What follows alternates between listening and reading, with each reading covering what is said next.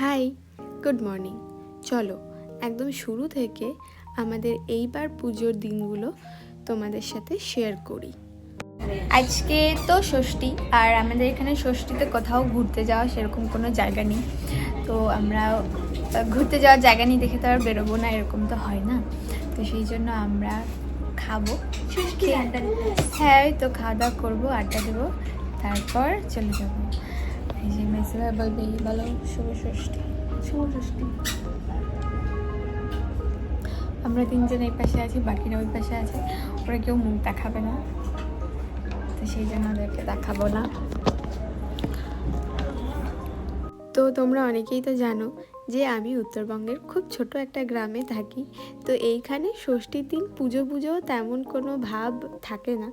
তবে এই যে রাস্তায় বেরোলে পরে ঠাকুর নিয়ে যাওয়া, একটু একটু করে প্যান্ডেল বানানো, এইসব দেখতে পাওয়া যায়। তাই আমরা ভাবলাম বাকি অন্যান্য জায়গার মানুষরা তো আধা পুজো ঘুরে ফেলেছে, তা আমরাও কেন ঘরে বসে থাকি, একটু বাইরে ঘোরাঘুরি করে আসি, একটু পুজো ফিল আসবে। আর এমনিতেও অষ্টমী নবমী দশমী আমি বন্ধুদের সাথেই প্রতি বছর কাটাই, তাই ফ্যামিলির লোককে সময়ই দেওয়া হয় না। তাই ভাবলাম ওই ষষ্ঠী সপ্তমীর দিনটা এবছর ফ্যামিলির লোকেদের সাথেই কাটিয়ে দেবো। পুজোর সময় আমার ক্ষেত্রে এটাই হয়, আমার ইচ্ছা করে যে আমি ফ্যামিলির লোকেদের সাথেও থাকবো, আবার ইচ্ছা করে বন্ধুবান্ধবের সাথেও থাকবো।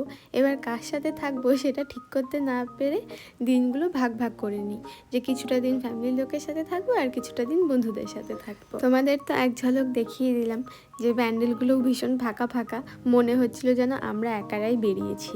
তবে না, সবাই বেরিয়েছে, সবাই বাইরে ঠাকুর দেখতে চলে গেছে। তবে আমরা বাইরে কোথাও যাইনি, কারণ আমার বাড়ি থেকে বাইরে কোথাও ঠাকুর দেখতে হলে হয় আলিপুর না কুচবিহার যেতে হবে, আর সেটা অনেক দূর হয়ে যাবে। আর অত দূরে গিয়ে ঠাকুর দেখার মতন এনার্জি আমারও নেই, মেসি ভাইয়েরও নেই, বাকিদের তাও একটু আছে, তাও মানে এনার্জি একটু কমই আছে আমাদের, মানে অত দূরে গিয়ে ঠাকুর দেখা। আমাদের মনে হয় এখানেই যতটুকু পুজো হয় আমরা ততটুকুই দেখব। তবে নবমীর দিন বাইরে যায়, ওই আলিপুর টালিপুরের দিকে যাওয়া হয়, তবে ওই দিন আমি যেতে পারি না, কারণ আমি বন্ধুদের সাথে থাকি। আর আমরা তো প্রত্যেকেই এতটা ল্যাদখোর যে কালী পুজো আমার বাড়ির আশেপাশে ভালোই হয় কিছু কিছু জায়গায়। তো আমরা যখন যাই, খুব বেশি বড় লাইন দেখলে আমরা আর ওই মণ্ডপের ভেতরে ঢুকে, মানে বিশাল বড় লাইনে দাঁড়িয়ে মণ্ডপের ভেতরে ঢুকে ঠাকুর দেখি না, বাইরে থেকেই প্যান্ডেল দেখে চলে আসি।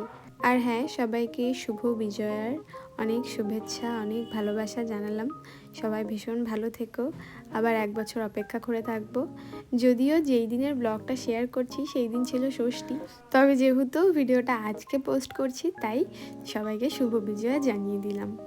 তো এই তো ছিল আমাদের এবছর পুজোর শুরুর দিনের ব্লগ। তোমাদের পুজো কেমন কেটেছে অবশ্যই আমাকে কমেন্টে জানিও। আর পুজোর বাকি দিনের ব্লগগুলো আমি চেষ্টা করব খুব তাড়াতাড়ি আপলোড করে দেওয়ার। তো আমরা খাওয়া দাওয়া করে আমাদের বাড়ির পাশে একটা মাঠ আছে, মাঠে গিয়ে বসেছিলাম।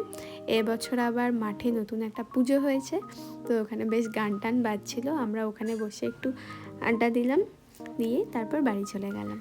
আজকের ব্লগটা এখানেই শেষ করছি। যদি আমার ভিডিও ভালো লেগে থাকে তাহলে অবশ্যই একটা লাইক করো, আমার চ্যানেলে নতুন হয়ে থাকলে চ্যানেলটা সাবস্ক্রাইব করতে ভুলো না।